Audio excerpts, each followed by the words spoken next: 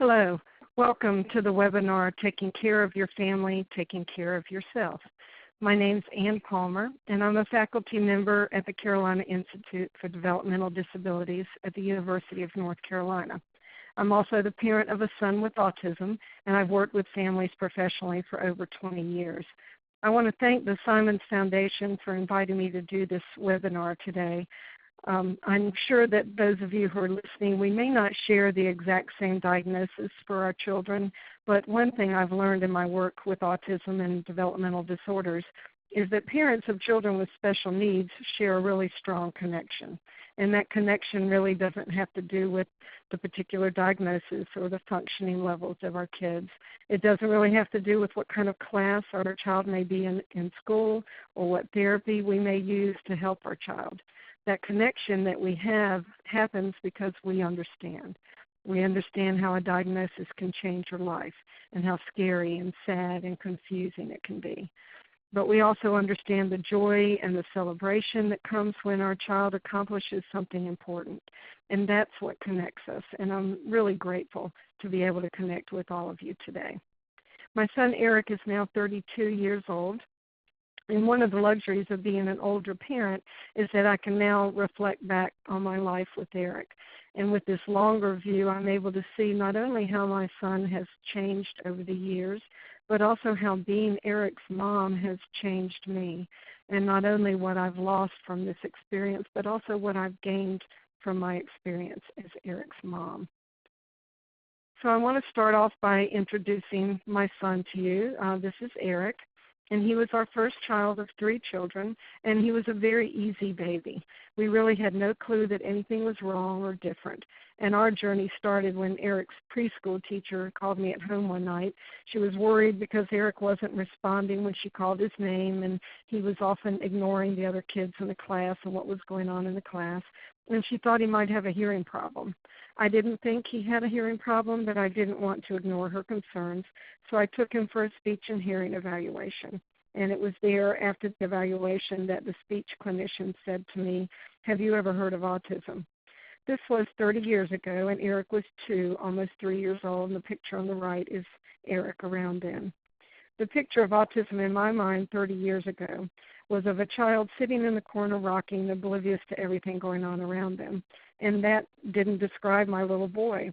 And I did what many parents do when their child gets a diagnosis. I read everything I could find. I went to every training and conference where I could learn more about how to help him. And I began to understand more about his disability and his version of autism. Socially, as I mentioned, Eric ignored the other kids in school. He really liked playing by himself, and he still enjoys being alone as an adult. He didn't play with the toys that other kids his age played with. He didn't like cars or action figures or Legos. He really only liked books and videos, especially ones about animals.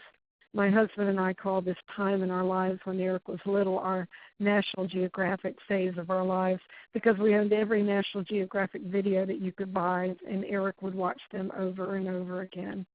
In the area of language and communication, we were fortunate Eric was speaking. He had language.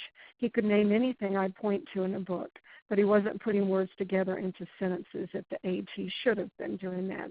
More importantly, he wasn't using his language to communicate, to share information, to ask questions.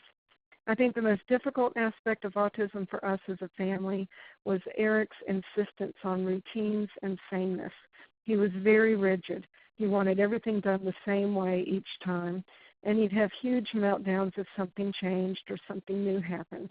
Most of the time, we had no idea what was upsetting him and had no idea how to calm him down. So going out in public with Eric was very difficult because we couldn't predict when he would get upset.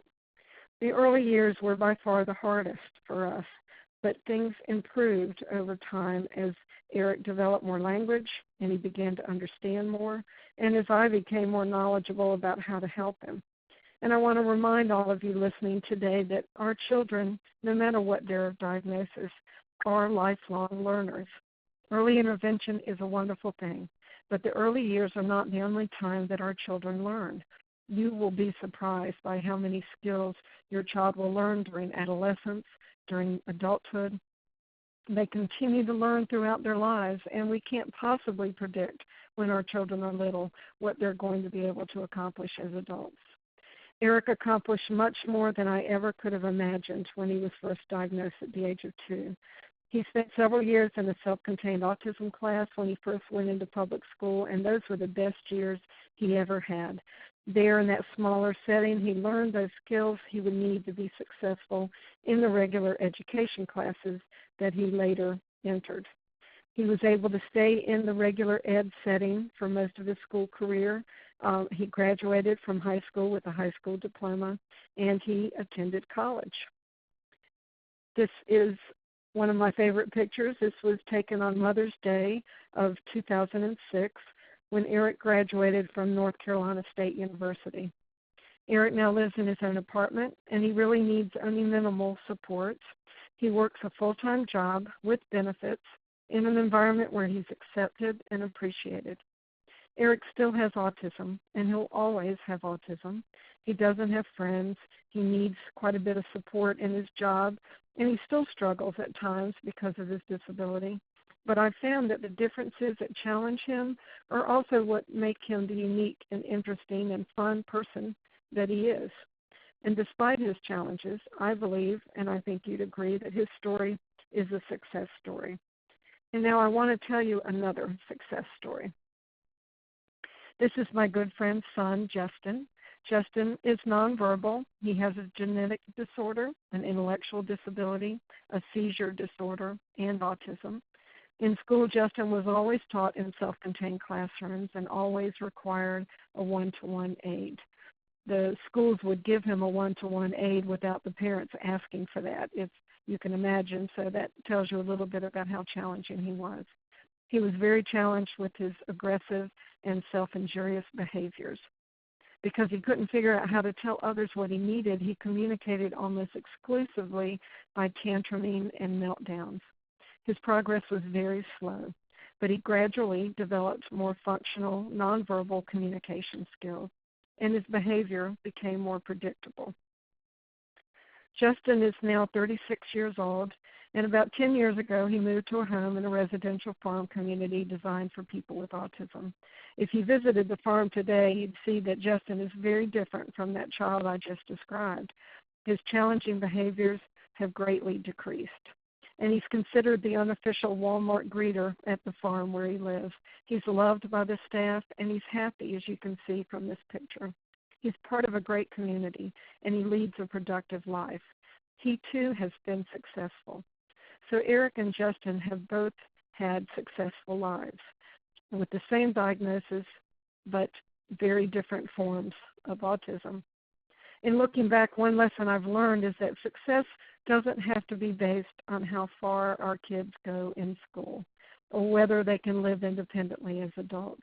I believe that success is defined by the dreams and the hopes we have for our children, all of our children, whether they have a special learning need or not. Because what do we really want for all of our children as adults? I think most of all, we want them to be happy. We also want them and need them to be safe because we understand their vulnerabilities. We want them to have a full life, a life that's meaningful to them, where they contribute and they're appreciated. And we want them to be surrounded by people who care about them and who hopefully they care about as well. And if this is our definition of success, I believe that all of our children can be successful. So I'm proud of my son's successful life, but it hasn't always been easy. I made a lot of mistakes along the way. In order to help you not make the same mistakes that I made, I'd like to share some of the lessons I learned along the way that I think are important and could help you. One of the complications we face in our lives with a special needs child is how do we balance our family lives, our relationship with our partner or spouse, and raising other children. It's not easy to balance it all when we have to commit so much of our time and our energy and our money towards that special needs child. If our relationship with our partner is not strong to begin with, the stresses from this experience can strain that relationship. I've been married 35 years. My husband and I didn't respond in the same way when my son was first diagnosed. We grieved differently. We needed different kinds of support. We adapted in different ways to the new life that we faced after his diagnosis. It was difficult for me to understand why my husband wasn't reacting the same way as I did to Eric's diagnosis. He didn't immediately get involved in the autism community and try to learn everything he could about autism like I did. He didn't immediately want the support of other parents like I did. He was working hard in a stressful job, and the last thing he wanted to do during his time off was go to a conference or talk to other people about Eric's autism. Eventually, I realized that we were approaching this in different ways and that there really is no right way to react to a diagnosis. The important thing, I think, is to recognize that each of us has to find our own way. We have to be patient with each other and make sure we communicate our needs to each other. I was also angry with my husband early on because he wasn't as involved in advocating for Eric with the schools. But then I realized that I was better at that than he was. I was better at the school IEP thing than my husband was. But he was better at other things. He was more patient, and he was better at teaching Eric than I was. We learned that we each had different skill sets, and we could share our responsibilities for Eric as a couple based on our individual strengths. With the constant therapies, meetings, new behaviors, and challenges that we faced, especially early on, it was critical for us to find the time to be together without Eric and without our other children. So my husband and I planned a date night each week when the kids were young. And that night was for us to be together without thinking about or talking about autism or Eric or the other kids. Sometimes we just went out to dinner at a fast food restaurant or went to the mall to walk around. It didn't really matter what we did as long as we spent that time together and tried to focus on each other and not the kids. Now, let's talk about siblings for a minute. I have two severely normal children in addition to Eric, and I remember early on worrying about how this experience of having a brother with a disability would affect them. Much of my energy and time went toward Eric when the kids were young, and I felt guilty about the time I couldn't spend with his brother and sister. And also, Eric wasn't always easy or pleasant to be around. He would ignore his brother and sister when they were younger, no matter how hard they tried to involve him.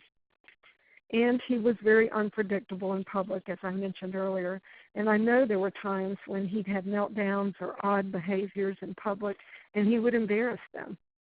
One thing we have to do as parents is allow the siblings a chance to express their feelings, even if those feelings may be hard for us to hear. Siblings may not want to share their frustrations or fears or anger because they don't think we want to hear it, or they don't share it because they don't want to add to our stress. They may need permission from us to be honest about how they're feeling.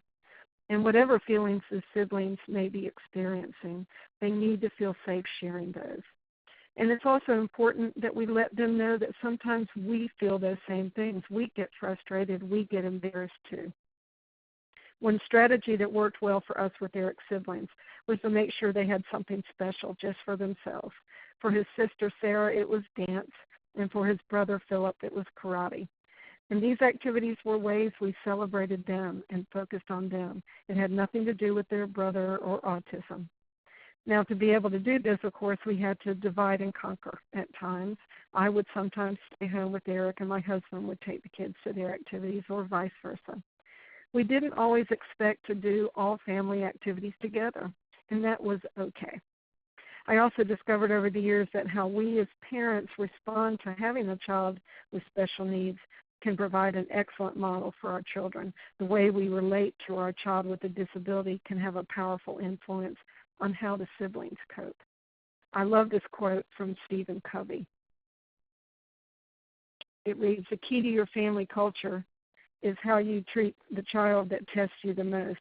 When you can show unconditional love to your most difficult child, others know that your love for them is also unconditional." So hopefully, if what this says is right, we are providing role models for the siblings every day. So this is one of my other favorite pictures of Eric and his brother and sister. This was taken on Eric's 29th birthday. And although they were not close when they were younger, now that the siblings are all adults, They enjoy each other's company very much. And I love that sometimes they actually do things together that I don't plan, I don't orchestrate. And that just makes me very happy. I especially love this picture because Sarah and Philip didn't think it was weird at all to spend their brother's 29th birthday at a dinosaur exhibit. And they had a great time and they enjoyed it as much as Eric did. So things are better in many ways now that Eric is an adult. But the transition to adulthood wasn't easy, and I'm sure many of you listening today are worried about your child's future as an adult. I've learned that it's incredibly important for us as parents to prepare for that transition, not only preparing our child, but also preparing ourselves, because it's not an easy transition. So why is this transition to adulthood, this transition out of school, why is it so difficult? Well, I think the world of adult services is a scary world. There are multiple service systems that are confusing, they're difficult to navigate at times, and they all work independently of each other and don't communicate well. So what could go wrong? And unfortunately, there are limited resources to meet all the needs of adults with disabilities in this country. And it can be an extremely frustrating time as we try to find the supports that our child needs.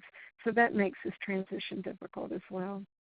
It's also, at this time in our child's life, it's a time when we find ourselves again having to be a strong advocate for our child, much like the time when they were younger and the diagnosis was new. And it's harder to be that strong advocate again when we're older and tired. And maybe we're dealing with other issues like taking care of aging parents or our own health issues.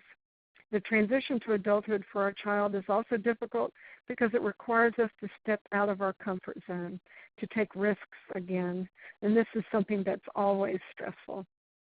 Much like when Eric was first diagnosed, I found myself trying to balance a lot of difficult emotions when he was getting ready to leave school.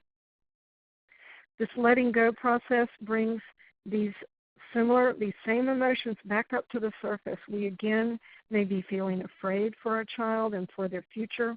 We're sad, not about getting a diagnosis this time, but about letting go of our child. We feel inadequate as we're dealing with new systems that confuse us, that overwhelm us. And we feel guilty sometimes about letting go of some of the responsibilities for our child. We find ourselves feeling desperate again to find that perfect support, that perfect program that our adult child needs. And because of the limitations on the system that I mentioned and the lack of resources, we may feel angry about the waiting list, angry about the lack of funding or cuts in funding. But despite these negative kind of draining emotions, we're also feeling hopeful at this time, hopeful that we'll find the right people and the right programs that will help our child be the successful adult we want them to be. So as you prepare for this transition to adulthood, keep in mind that you may be trying to balance some of these difficult emotions again. Don't be surprised by them coming back up to the surface, and find a support system that can help you through this time, just like you probably did when your children were first diagnosed. And as you prepare for this important transition, don't forget the functional skills that your son or daughter may need as an adult. And by functional skills, I mean those skills that will allow them to be as independent as possible. You want to work on these skills when they're younger. You really can't start too early. Discuss these functional skills at every IEP meeting, at every transition plan meeting. And so here are some questions that you and the IEP team may want to ask yourselves as you prepare for that transition to adulthood. Think about the student's independent living skills. Will the student be able to live in the community? And if so, what kinds of supports might they need? What skills should they be working on to be able to be as independent as possible? Can they take care of their personal hygiene independently? And if not, what skills should they be working on? Think about their communication skills. Those are very important. In terms of the very basic communication skills, can the student communicate to ask for help? Or can they share important information? For the more capable students who have good language skills, are they able to answer the telephone? Can they make doctor's appointments for themselves? Can they use email? If the student is able to understand and use money, think about, can they do that in a functional way? If not, Who's going to help them with this when they're an adult? We need to be thinking about these things when our children are younger so we can plan for them. Think about their transportation needs. This is a very challenging area for my son now because he doesn't drive, and he always has to live on a bus line to be able to get to work or to things he wants to go to. So think about if the student, how they will get around as an adult. If they're not going to drive, is there public transportation available? And do they know how to access it and use it? And maybe you need to be working on some of those skills. And also, the team needs to be discussing the students' vocational skills. What skills might they need to have their dream job? And don't just focus on the vocational work skills. Think about those soft skills, the interpersonal skills. Will the student be able to take instruction or criticism from their supervisor? Will they be able to get along with their coworkers? So think about all these skills, be working on them well before the student transitions out of school. I talked earlier about the importance of taking care of your marriage and the siblings. In order to care for those relationships, we really have to learn to care for ourselves. Unfortunately, not taking care of ourselves is an occupational hazard of parenthood. In our attempts to meet everyone else's needs, we often move our own needs to the bottom of the priority list. But this can create sleep-deprived, burned-out parents who neither help themselves or their children. I think we need to learn the lesson from the airlines. In the event of a loss of cabin pressure, put the oxygen mask on yourself first and then help your child. To be there for our children, to be the parents that we want to be and parents that our children deserve, we need to realize that taking care of ourselves is not a luxury, but a necessity. And it's not just finding the time. It involves making the time in our busy lives. Sleep needs to be a priority. When we aren't getting enough sleep, it affects our ability to cope, to concentrate, to problem solve. Functioning is really next to impossible if you're sleep deprived. So protect your sleep whenever you can. We also have to learn to lower the bar that we set for ourselves. When I found out I was the mother of a child with special needs, I immediately felt there were higher expectations from me. I was now a special needs mom in quotation marks. I felt that more was expected of me, to be an advocate and an ambassador for my child, to be an expert on his disability, to be a stronger and more patient parent. I set the bar pretty high for myself, and it was next to impossible to feel successful as his mom. It's easy for us to do this to ourselves, I think, especially around the time of the diagnosis.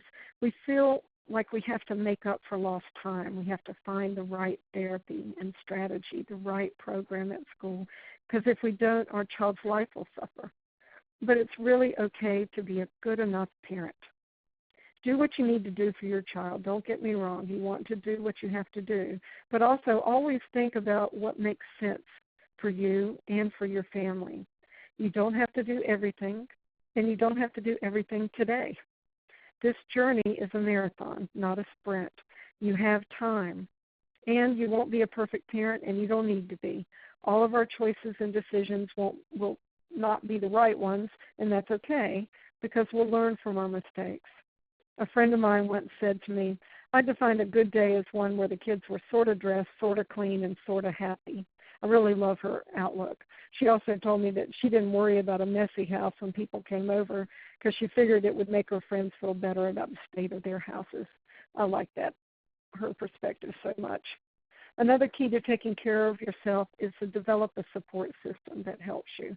That support system hopefully includes your spouse or your partner and your immediate family, but it can also include the support community around your child's diagnosis, other parents and family members who know what you're going through. The best advice and the best support that I've gotten over the years has come from other parents of kids with autism. They understand how stressful IEPs can be. They would tell me the best place to go to get Eric's haircut or where to buy him shoes. They were able to laugh with me about things that happened in our lives that no one else thought was funny. And they really didn't care if Eric didn't sit at the birthday party with the other children. They made me feel less alone, and that was incredibly important and helpful to me, especially early on. Now, my support system doesn't just include other parents of children with autism. There have been many professionals who have come and gone over the years who have helped my son and my family. And I'm frequently asked what the best professionals did to help my family over the years. And now they did a lot of things, but these are some of the things that I think were most important. The best professionals listened. Even if they didn't agree with me, they took the time to listen to my concerns. You know, none of us in life are listened to enough, and a professional who respects your point of view and takes time to listen to you is really a treasure. The best professionals were also the ones, especially when Eric was little, who reminded me to take a breath. They helped me see when I was trying to do too much, when I was overextending myself in my efforts to help Eric. The good professionals were able to remind me to take the time to enjoy my son rather than trying to work with him all the time. The best professionals also believed in me as well as my son. You know, parents often feel like they aren't doing anything right, especially in those early years. We're overwhelmed and confused, and we're doubting our parenting skills. And nothing is more powerful than hearing a professional, someone you respect and trust, tell you that you're a good parent and that you're helping your child. The best professionals were the ones who saw Eric for who he was, not just the diagnosis. And sometimes they needed to help me see him for who he was too. The best professionals were creative. They were willing to think outside the box. Our kids are sometimes like square pegs trying to fit into round holes. You really need to individualize oftentimes to find the strategies that work for each of our children. And lastly, the best professionals weren't afraid to let me know about other resources that could help my family. There's really no one person or agency that has the ability to serve all the needs a family has. And so when you connect me to other resources, you're broadening that circle of support for my child and for my family. Another thing we can do to take care of ourselves is to find activities that renew our energy. Maybe you need to get away sometimes by yourself or with your partner. Maybe you need to take a class, do yoga, take a bubble bath with a glass of wine behind a locked door, one of my favorite options. Maybe attending conferences to learn more about how to help your child will renew your energy. Whatever it is that calms you, empowers you, reinvigorates you, make the time to do that. And I know that's not easy, but it is so important. When Eric was young, I used to go away for a weekend once or twice a year with other moms of kids with autism. I figured that I was feeling guilty all the time at home anyway. I might as well feel guilty at the beach. Thankfully, my husband was willing and able to help me be able to take those trips. Being able to take time away or do activities for yourself may require you to lean on others for help. If you're lucky, you have family members or close friends nearby who you trust and who are able to babysit or help with some of the day-to-day responsibilities. But it can be stepping out of your comfort zone to ask someone else to take care of your child, especially when you know that you do it better than anybody else. But we really need to do it. When we use care providers, we enlarge that circle of people who know and care about our child. And it's also good for us to see that our kids can survive without us. And it's really good for the kids, too, to see that they can survive without us. But we don't all have family nearby or close friends who are willing to do this for us. Sometimes we need to look into respite care options in our community. There are disability-related agencies that provide drop-off respite in the community or have trained respite workers that will come to your home and take care of your child. If that isn't an option you're comfortable with, you may have to be creative. Maybe you can arrange with another family you know to take turns watching each other's kids. Maybe there's a teacher or a teacher's aide at the school that would babysit for some extra income. We all need time to ourselves away from our children, and it can definitely be worth the energy it takes to do this. And lastly, part of taking care of ourselves involves finding our sense of humor. Early on, I'll be honest, I didn't think anything was funny about having a child with autism. And I don't know when it happened exactly or why. I think maybe I just reached the point where I couldn't cry anymore. Or maybe I reached the point where I just had to laugh because my life was so crazy.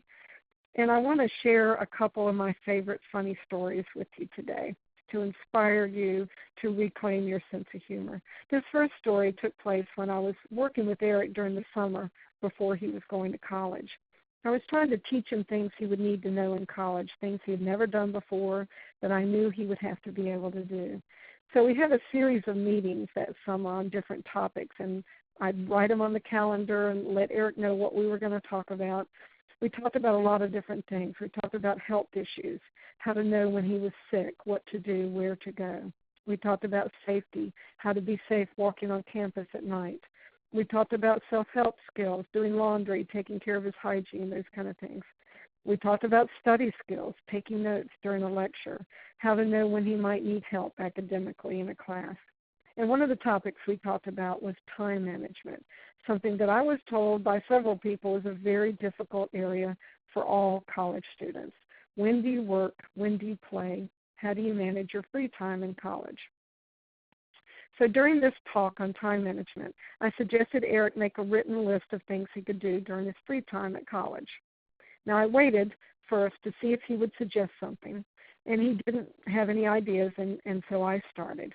I suggested that if he had free time between classes, he could go to the library on campus and read books about animals. And he liked this idea, and he wrote it on the list.